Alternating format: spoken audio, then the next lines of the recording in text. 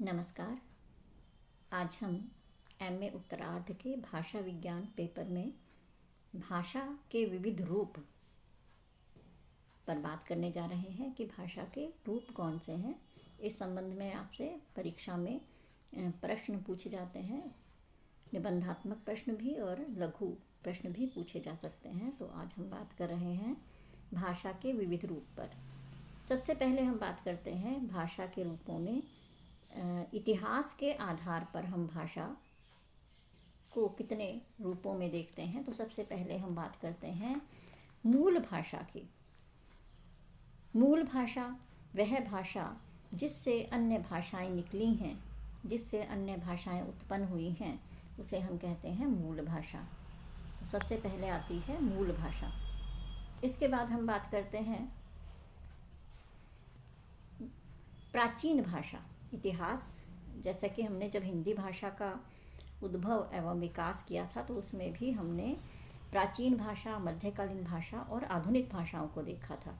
तो अगर हम अपने भाषा हिंदी भाषा के इतिहास को देखते हैं तो आर्य भाषाओं के विकास में सबसे पहले जो भाषाएं आती हैं प्राचीन आर्य भाषाएं आती हैं। और उन प्राचीन आर्य भाषाओं को हमने देखा कि प्राचीन आर्य भाषाओं में जो लौकिक संस्कृत है और वैदिक संस्कृत जो है वो प्राचीन आर्य भाषाओं में आती है। तो ये भाषा का इतिहास के परिप्रेक्ष्य में हम भाषा को देख रहे हैं कि सबसे पहले जो है प्राचीन काल में हम देखें तो आर्य भाषाओं में वैदिक और लौकिक संस्कृत। फिर हम भाषा के इतिहास को देखते हैं तो मध्यकालीन भाषाएं, जैसे अगर आर्य भाषाओं में हम देखते हैं तो मध्यकालीन आर्य भाषाओं में हमें पाली, प्राकृत और अपभ्रंश भाषाएं दिखाई देती हैं। तो इस तरह से हम भाषाओं के मध्यकाल को देख सकते हैं। फिर हम बात करते हैं आधुनिक काल की कि आधुनिक काल में इतिहास के आधार पर अब कौन सी भाषाएं प्रचलित हैं तो उनकी हम चर्चा कर सकते हैं। तो वर्तमान में हम देखते हैं हिंदी, पंजाबी, राजस्थानी, गुजराती, उड़िया, असमिया, बंगला, बिहारी, ये सब आधुनिक आर्य भाषाएं हैं। तो हमने यहाँ आर्य भाषाओं की चर्चा की है।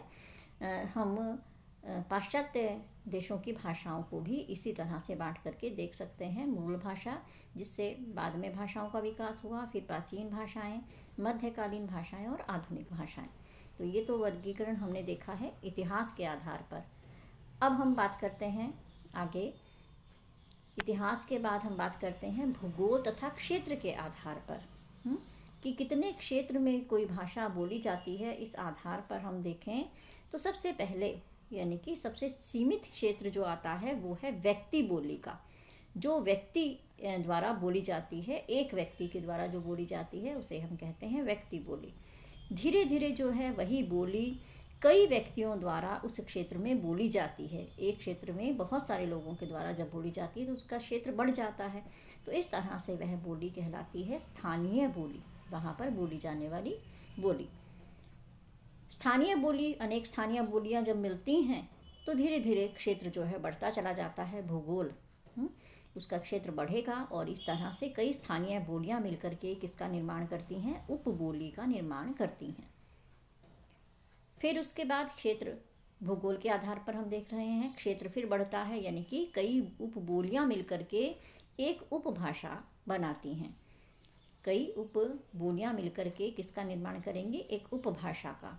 और इसी तरह से फिर इसका जो विस्तृत रूप है आगे सामने आएगा। कई उपभाषाएं मिलकर के एक भाषा बनाती हैं, यानी कि क्षेत्र जो है वो व्यक्ति बोली से शुरू होकर के एक व्यक्ति की बोली जब कई व्यक्तियों की बनती है, फिर उसके बाद जो है वो कई स्थानीय बोलियां मिलकर के उपबोली बनाती हैं और कई उपबोलियां मिलकर के एक उपभाषा बनाती हैं और कई उपभाषाएं मिलकर के एक भाषा बनाती हैं। जैसे कि अभी हम बात करते हैं हिंदी की। हिंदी को अगर हम देखते हैं तो हिंदी एक भाषा है और हम देखते हैं कि हिंदी जो है वो 5 विभाषाओं या उपभाषाओं का समूह है। तो हिंदी में कितनी विभाषाएं या उपभाषाएं हैं, 5। और ये 5 उपभाषाएं जो हैं इनमें बोलियां कितनी हैं, 18। तो इस तरह से ये भाषा का विकास जो है वो एक के बाद एक होता रहता है और कई तरह की जो स्थानीय बोलियां हैं वो मिलकर के फिर उपबोली और उपभाषा और फिर भाषा का निर्माण करती हैं। उसके बाद हम बात करते हैं, अगला आधार देखते हैं हम प्रयोग के आधार पर कि भाषा का प्रयोग जो है वो किसके द्वारा किया जा रहा है। तो सबसे पहले हम देख रहे हैं बोलचाल की भाषा। प्रयोग जो है किस रूप में हो रहा है, बोलचाल के रूप में हो रहा है, उसे हम कहते हैं बोलचाल की भाषा। दूसरा हम देखते हैं साहित्यिक भाषा। जब साहित्य में भाषा का प्रयोग होने लगा तो इसे हम क्या कहते हैं, साहित्यिक भाषा। फिर है जातीय भाषा, किसी एक जाति के द्वारा जिसका प्रयोग होता है। व्यावसायिक भाषा, व्यवसाय में जिसका प्रयोग होता है। दफ्तरी भाषा, दफ्तरों में, ऑफिस में हम जिस भाषा में अपना कामकाज करते हैं वो भाषा जो है वो दफ्तरी भाषा कहलाती है। फिर है राजभाषा और राष्ट्रभाषा। राजभाषा और राष्ट्रभाषा अपने आप में बहुत ही व्यापक शब्द हैं। राजभाषा जो है वह भाषा जो किसी संविधान में राजकीय कार्यों के लिए निश्चित की जाती है उसे हम कहते हैं राजभाषा। जैसे भारत की राजभाषा हिंदी है। राष्ट्रभाषा, राष्ट्रभाषा भी अपने आप में एक व्यापक शब्द है।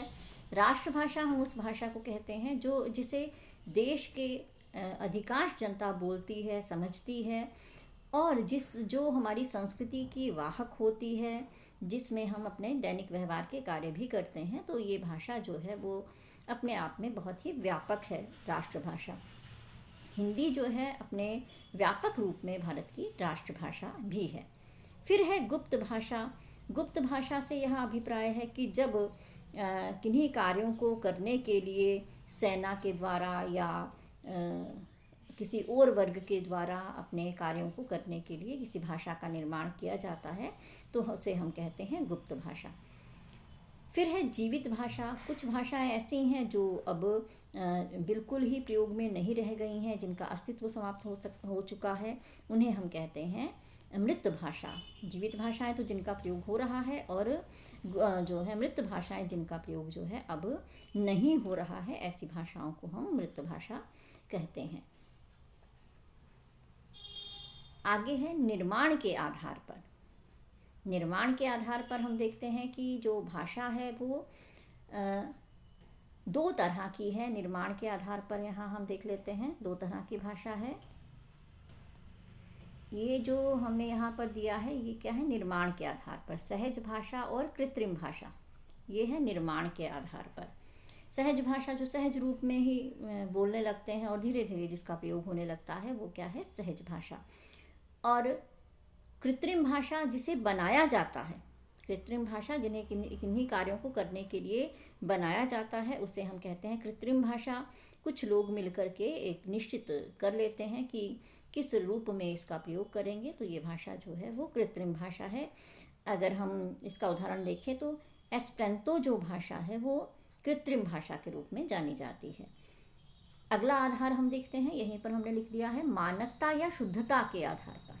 मानकता या शुद्धता के आधार पर, मानकता या शुद्धता के आधार पर हम देखते हैं कि भाषा एक मानक भाषा है और दूसरी है अमानक भाषा। मानक भाषा किसे कहते हैं, शिक्षित वर्ग के लिए, शिक्षित वर्ग द्वारा जो भाषा निर्मित की जाती है, यानी कि कुछ नियम बना दिए जाते हैं भाषा के, तो वह भाषा जो है वो मानक भाषा कहलाती है। और अमानक भाषा जो जिसके कोई निश्चित नियम नहीं है, आमतौर पर हम बोलचाल में इस भाषा का प्रयोग करते हैं, तो ये भाषा जो है वो रूप बदलती रहती है। अमानक भाषा जिसका कोई एक निश्चित रूप नहीं होता है और इस भाषा में धीरे धीरे परिवर्तन होते रहते हैं। तो इस तरह से भाषा के रूपों में हमने देखा है कि कई आधारों पर हम भाषा के रूपों को देख सकते हैं। इतिहास के आधार पर, क्षेत्र के आधार पर या भूगोल के आधार पर, निर्माण के आधार पर, प्रयोग के आधार पर, मानकता या शुद्धता के आधार पर। तो इनको हम याद करेंगे परीक्षा के लिए। नमस्कार।